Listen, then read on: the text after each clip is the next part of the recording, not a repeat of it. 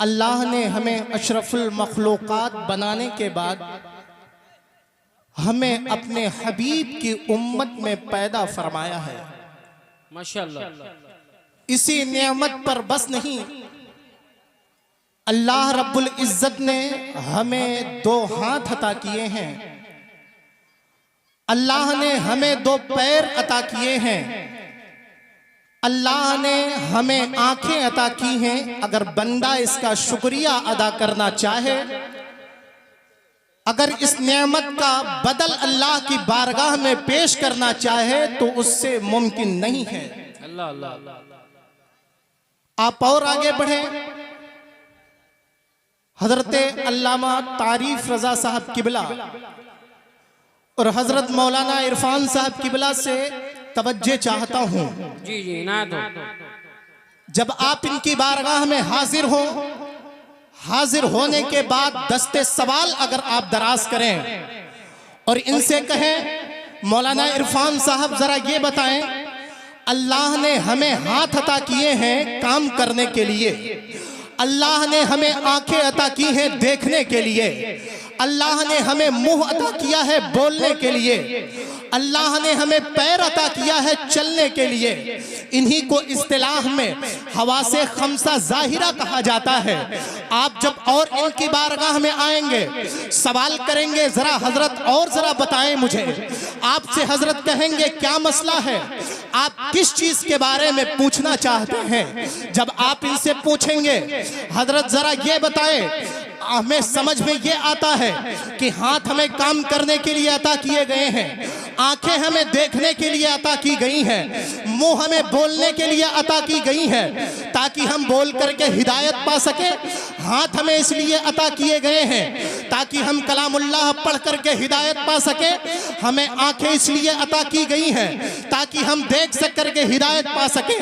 लेकिन आप मौलाना साहब से मोतरिज बन करके एतराज करेंगे, हजरत ये बताइए कि हवा से खमसा जाहिरा का पैदा करना तो समझ में आता है, लेकिन आप जरा बताएं कि दिमाग को अल्लाह ताला ने किस लिए पैदा किया है। तो यही हजरत आपको झिटकार करके कहेंगे, ऐ साइल तुझे पता नहीं है कि ये हाथ हिदायत के लिए अता किए गए हैं, ये आंखें हिदायत के लिए अता की गई हैं, ये मुंह हिदायत के लिए अता किया गया है, ये दिमाग हिदायत के लिए अता किया गया है।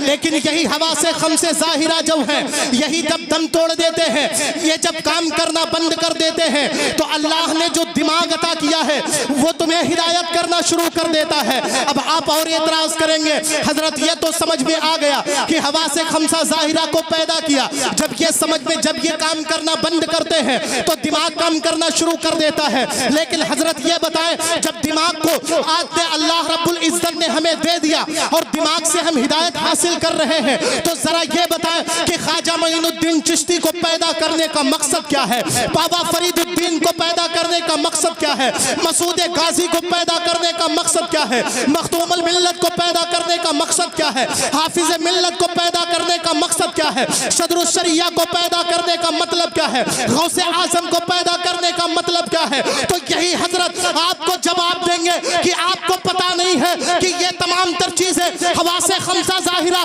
जब काम करना बंद कर देती है तो दिमाग काम किया करता है, और जहां पे दिमाग दमे परवाज दम तोड़ दिया करता है वहां पे ख्वाजागियत काम आती है, वहां पे ख्वाजा मोइनुद्दीन चिश्ती काम आता है, वहां पर कोई काम नहीं आता है, वहां पे ख्वाजा से आजम की कादरियत काम आया करती है। नारे तकबीर।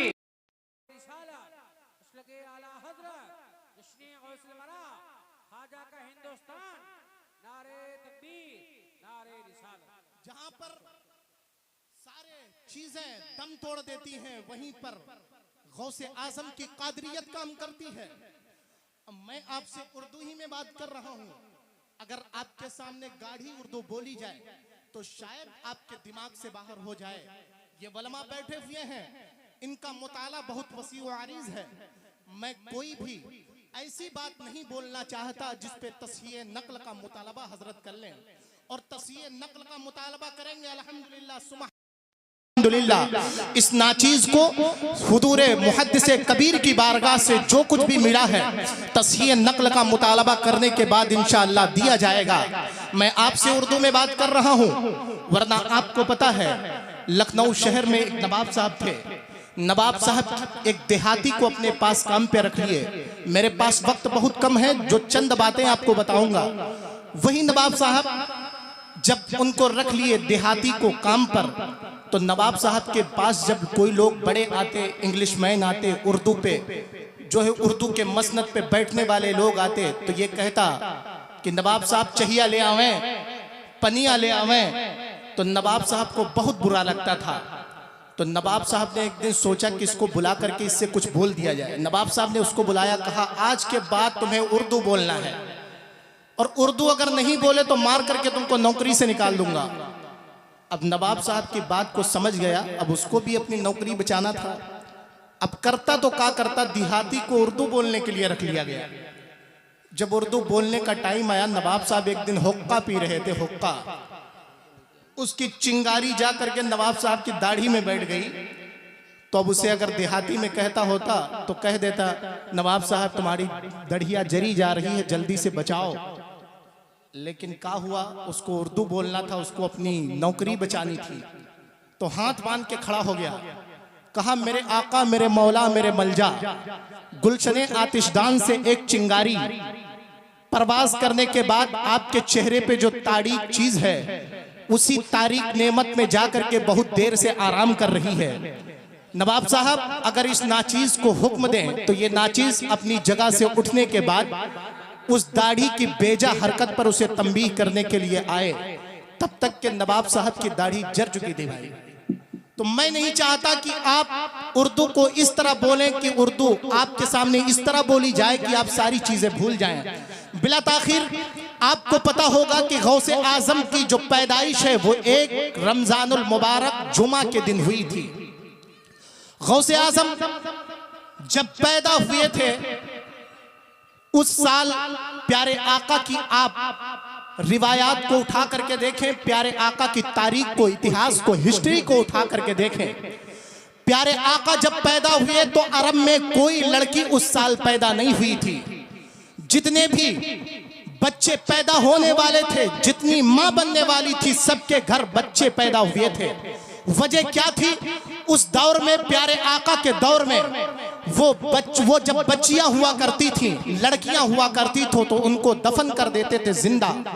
और अगर किसी का शौहर मर जाता था तो उसकी चिता को उसके साथ जला दिया जाता है। और प्यारे आका रहमत बन करके आए तो प्यारे आका के पैदाइश के साल सारे लड़के ही पैदा हुए थे, लड़की कोई नहीं पैदा हुई थी।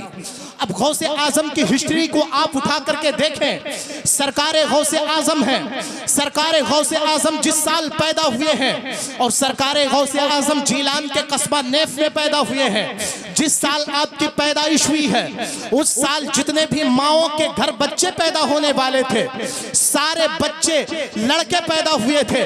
और तारीख बताती है वो लड़कों की तादाद कोई कम न थी, वो लड़कों की तादाद 1100 थी। अब तारीख और आप उठा करके देखें, जब हिस्ट्री के औराक को पलटेंगे तो आपको पता चल जाएगा, जब तमाम बच्चों के पैदाइश होती है तो उसमें कोई शराबी हुआ करता है, कोई जुआरी हुआ करता है, कोई कबाबी हुआ करता है, कोई माँ बाप का फरमान हुआ करता है, कोई माँ बाप को गाली देने वाला हुआ करता है, कोई फलमा पे तंज कसने वाला हुआ करता है, कोई तनकीद करने वाला हुआ करता है। लेकिन कुर्बान जाओ गौसे आजम की अजमत पर। जिस साल गौसे आजम के विलादत जीलान में हुई है उस साल कोई भी लड़की पैदा नहीं हुई है, 1100 बच्चे पैदा हुए हैं। तारीख उठा करके देखो, वो 1100 बच्चे, कोई जुआरी नहीं था, कोई शराबी नहीं था। अल्लाह ने गौसे आजम की पैदाइश से बरकत से उन तमाम तर 1100 लड़कों को अल्लाह का वली बना दिया करता था, अल्लाह का वली बना दिया का। सरकार आला हजरत की नजर जब इस वाक़े पे पड़ी, इरशाद फरमाया, वाह क्या मर्तबा ऐ गौस है बाला तेरा, ऊंचे ऊंचों के सरों से है कदम आला तेरा। नारे तकबीर, नारे रिसालत, मशलके आला हजरत, जश्ने गौसुल वरा। सुभान अल्लाह, सुभान अल्लाह। मेरा टाइम अनकरीब पूरा होने वाला है, आखिरी बात आप सुने। गौसे आजम जिस कस्बे में पैदा हुए उस इलाके में उस साल 1100 लड़कों की पैदाइश हुई थी। आप जब आपकी उम्र 18 साल की हुई, सरकार गौसे आजम, आज हमारा हाल क्या है? आज हमारा हाल यही है, हम अपने बच्चों की परवरिश नहीं कर पा रहे। हमारी माओं का हाल यह है कि आज जब बच्चा रोता है तो उसको मोबाइल में गाना लगा करके दे देती हैं। हमारी माओं का आलम यह है कि माएं हमारे श्रृंगार में बिजी रहती हैं, नुमाइश करने में बिजी रहती हैं। हमारा बच्चा क्या कर रहा है पता नहीं है, लेकिन तारीख उठा करके देखो, गौसे आजम की, सरकारे गौसे आजम की माँ है। सरकारे गौसे आजम जब 18 साल के हुए हैं, आप पढ़ने के लिए गए हैं। आप जब पढ़ने के लिए गए हैं तो मौलवी हम्माद साहब, जिनका नाम बताया जाता है, तकरीबन यही नाम है मेरे जहन में जो नाम गर्दिश कर रहा है, ये मौलवी साहब के पास जब सरकारे गौसे आजम तालीम के लिए जाते हैं, सरकारे गौसे आजम है, जब आप तालीम के लिए जाते हैं, जब उस्ताद ने कहा बेटा पढ़ो बिस्मिल्लाहिर्रहमानिर्रहीम, तो सरकारे गौसे आजम ने बिस्मिल्लाह पढ़ा है। बिस्मिल्लाह पढ़ने के बाद आपने अल्हम्दुलिल्लाह पढ़ा है। अल्हम्दुलिल्लाह पढ़ने के बाद पूरा पारा अलिफ लाम मीम का खत्म किया है, दूसरा पारा शुरू किया है, तीसरा पारा शुरू किया है, चौथा पारा शुरू किया है, यहां तक सरकारे गौसे आजम ने 18 पारे सुना दिए हैं। अब उस्ताद मुतहय्यर हो जाते हैं। गौसे आजम से जब 18 पारा सुनते हैं, आपकी अक्ल दंग रह जाती है। आखिरकार इसकी माँ ने पढ़ने के लिए भेजा है, तो बच्चे से कहते हैं उनके उस्ताद, जरा बता बच्चे, क्या तू पढ़ने आया है या मुझे पढ़ाने आया है? तू मुझे सीखने आया है, तू मुझे सिखाने आया है या मुझसे सीखने आया है? सरकारे गौसे आजम से उनके उस्ताद ने पूछा था, ऐ गौसे आजम जरा ये बता, ऐ शेख अब्दुल कादिर जरा ये बता, तुझे 18 पारा कैसे याद हुए? तो सरकारे गौसे आजम ने इरशाद फरमाया था, ऐ मेरे उस्ताद मोहतरम, जब मैं अपनी माँ के पेट में था तो मेरी माँ 18 पारा की हाफिजा है। जब मैं अपनी माँ के पेट में था, मेरी माँ जब भी काम किया करती थी तो कुरान पाक का दौर किया करती थी। जब भी कोई काम करती थी, मेरी माँ कुरान पाक को पढ़ा करती थी। उसी बरकत का नतीजा है कि आज मैंने अपनी माँ के पेट में रह करके 18 पारों को याद कर लिया है। आज मैं आपसे पूछना चाहता हूँ, अगर हमारी माँ चाहे तो बेटा कोई और नहीं, बेटा गौसे आजम ही पैदा हो। माशाअल्लाह माशाअल्लाह, सुभान अल्लाह। गौसे आजम की ये बरकत कमालात। और मैं आपको बताऊं, सरकारे गौसे आजम को पीरी मुरीदी तक महदूद ना किया जाए। सरकारे गौसे आजम को पीरों के पीर तो कहा जाता है, लेकिन आपने 25 साल जिंदगी इल्म तरबियत में गुजार दी है, इल्म तलब करने में गुजार दी है। और आजकल के लंबे लंबे बाल पीर मुरीद रख करके नाचना गाना शुरू करते हैं। ना उनसे तालीम और तरबियत से मतलब है, उनके अंदर जिहालत फूट फूट के भरी हुई है। और हमारी आवाम इतनी भोली भाली है कि अगर उन्हीं पीरों को देखती है जो लंबे लंबे बाल रखे हुए हैं, उन्हीं पीरों के कदमों में जाकर के बैठ जाते हैं। मैं आपसे कहना चाहता हूं, अगर आप मुरीद हुए हैं तो ऐसे पीर से मुरीद ना हुए, आप सरकारे आला हजरत का दामन पकड़ करके कहिए, या शेख अब्दुल कादिर जिलानी, कादरी कर, कादरी रख, कादरियों में उठा, कदरे अब्दुल मुस्तफा, कदरे अब्दुल कादिर कुदरत नुमा के वास्ते। आप जब कादरी हो जाएंगे तो आप जब नमाज पढ़ेंगे, कादरी बन के रोजा रखेंगे, कादरी बन के इस्लाम की शरीयत को पामाल नहीं करेंगे, तो तभी आला हजरत के शहजादे की बारगाह में आप हाजिर होकर के सरकारे ताजुश शरिया का दामन पकड़ करके कहेंगे, अख्तरे कादरी खुल्द में चल दिया, खुल्दवा है हर एक कादरी के लिए। माशाअल्लाह माशाअल्लाह। आप जरूर ऐसे पीर की बारगाह में जाए जो पीर इल्म के एतबार से भी मजबूत है, शरीयत को पामाल करने वाला नहीं है।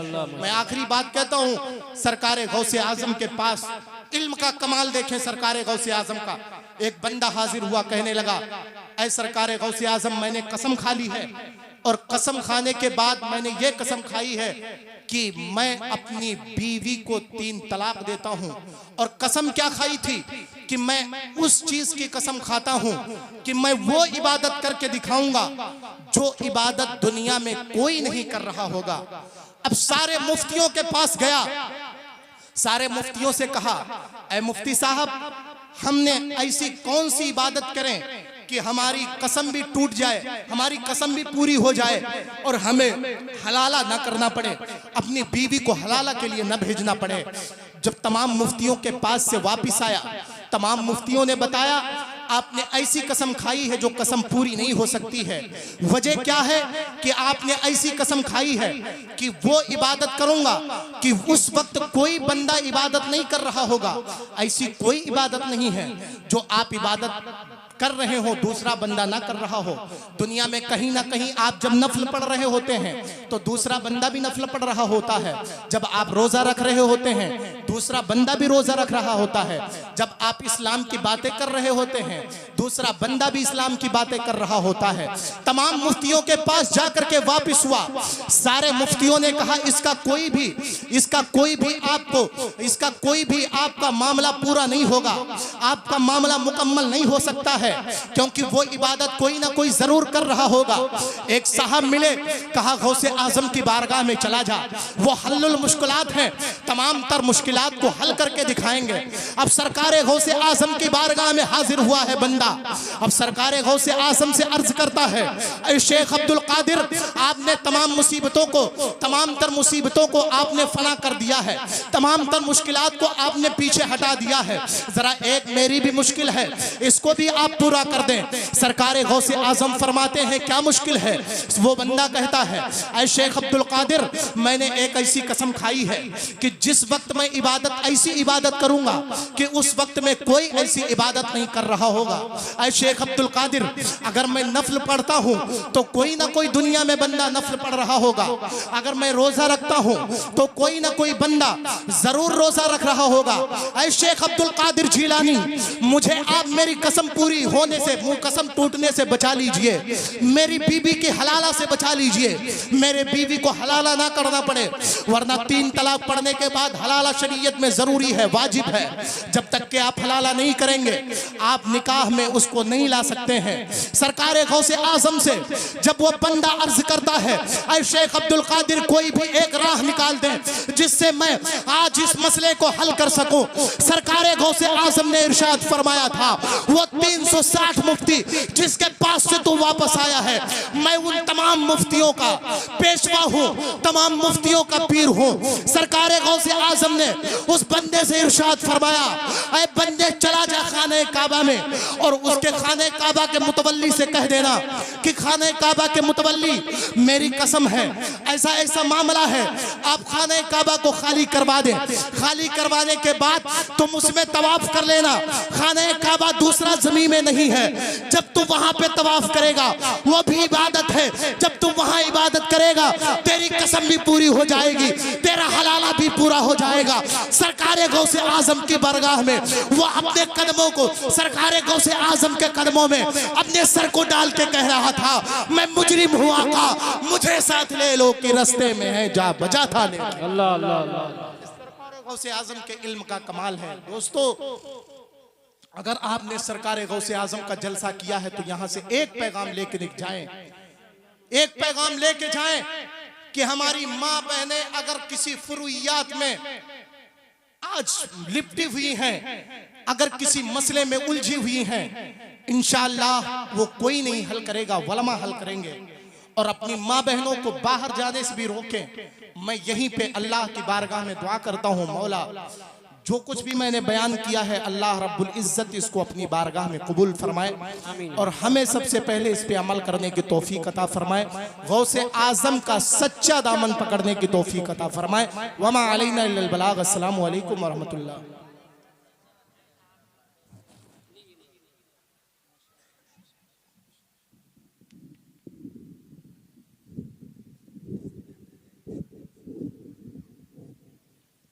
सुभान अल्लाह, माशाअल्लाह। आप लोग भी तो बोलिए ना सुभान अल्लाह। भाई सुभान अल्लाह बोलने में कोई ज़्यादा तकलीफ तो नहीं हो रही है, क्योंकि हमारे